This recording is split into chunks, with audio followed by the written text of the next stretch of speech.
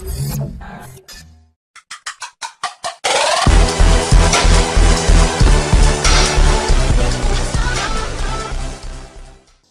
question from Patrice was about, are you both modeling positive and appropriate behaviors for today's youth? We received a lot of questions online, Mr. Trump, about the tape that was released on Friday. As you can imagine, you called what you said locker room banter. You described kissing women without consent, grabbing their genitals. That is sexual assault. You bragged that you have sexually assaulted women. Do you understand that? No, I didn't say that at all. I don't think you understood what was said. This was locker room talk. I'm not proud of it. I apologize to my family. I apologize to the American people. Certainly I'm not proud of it. But this is locker room talk. You know, when we have a world where you have ISIS chopping off heads, where you have, and frankly, drowning people in steel cages, where you have wars and horrible, horrible sights all over, where you have so many bad things happening. This is like medieval times. We haven't seen anything like this, the carnage all over the world.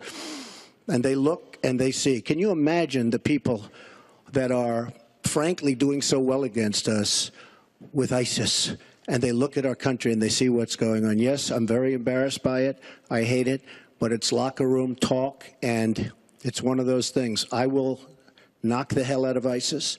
We're going to defeat ISIS. ISIS happened a number of years ago in a vacuum that was left because of bad judgment. And I will tell you, I will take care of ISIS. So, Mr. And Trump, we should get on to much more important things and much bigger things. Just for the record, though, are you saying that what you said on that bus 11 years ago, that you did not actually kiss women without consent or grope women without consent? I have great respect for women. Nobody has more respect for women than I do. So for the record, you're saying you never did that? I said things that, frankly, you hear these things are said. And I was embarrassed by it, but I have tremendous respect for women. Have you ever done those things? Women have respect for me. And I will tell you, no, I have not. And I will tell you that I'm going to make our country safe. We're going to have borders in our country, which we don't have now. People are pouring into our country, and they're coming in from the Middle East and other places. We're going to make America safe again. We're going to make America great again, but we're going to make America safe again. And we're going to make America wealthy again, because if you don't do that, it sounds harsh to say, but we have to build up the wealth of our nation. Right now, other nations are taking our jobs and they're taking our wealth. Thank you, Mr. Trump. And that's what I want to talk about. Secretary Clinton, do you want to respond? Well, like everyone else, I've spent a lot of time thinking over the last 48 hours about what we heard and saw. You know, with prior Republican nominees for president, I disagreed with them on politics, policies, principles, but I never questioned their fitness to serve. Donald Trump is different. I said starting back in June that he was not fit to be president and commander-in-chief. And many Republicans and independents have said the same thing.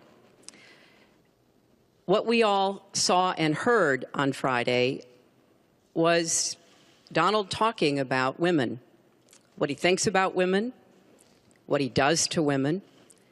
And he has said that the video doesn't represent who he is, but I think it's clear to anyone who heard it that it represents exactly who he is, because we've seen this throughout the campaign. We have seen him insult women. We've seen him rate women on their appearance, ranking them from 1 to 10. We've seen him embarrass women on TV and on Twitter. We saw him after the first debate spend nearly a week denigrating a former Miss Universe in the harshest, most personal terms. So, yes, this is who Donald Trump is.